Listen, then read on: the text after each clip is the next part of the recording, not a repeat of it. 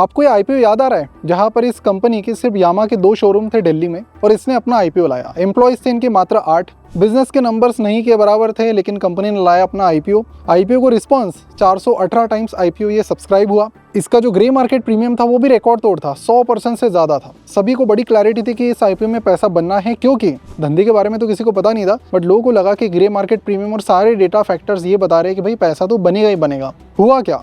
हुआ बिल्कुल उल्टा।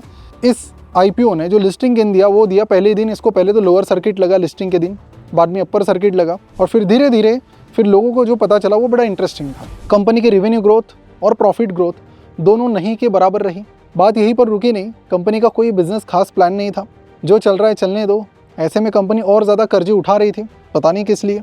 और उससे भी इंटरेस्टिंग बात, जब कंपनी प्रॉफिट बता रही थी तो कंपनी का जो cash generated from operating activity था वो लगातार नेगेटिव था। सीएफओ लगातार नेगेटिव था, यानी कि जो प्रॉफिट है वो कैश में तब्दील भी नहीं हो रहा था। तो ऐसे में धीरे धीरे जब लोगों को अपनी गलती का एहसास हुआ तो शेयर प्राइस गिरने लगी, और आज गिरकर ये 54% से गिर चुकी है।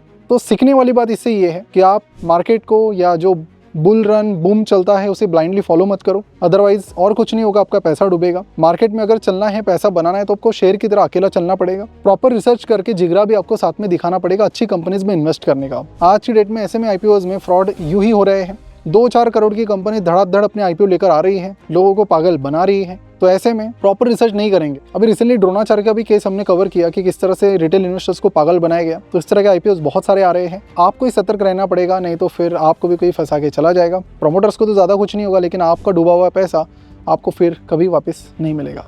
तो जाते तो यही कहूँगा कि नंबर्स तो आजकल मैनिपुलेट हो रहे हैं, मैनेजमेंट को समझना ज़रूरी है। मैनेजमेंट के डिटेल में जाओ, कैसे वो क्या है वो पता करो। अगर उनके बारे में नहीं ज़्यादा पता तो अवॉइड करो ऐसी कंपनीज़ को। फिलहाल के लिए इतना ही। नेक्स्ट शॉर्ट में मैं आपको मैनेजमेंट एनालिसिस के कुछ सीक्रेट्स बताऊंगा।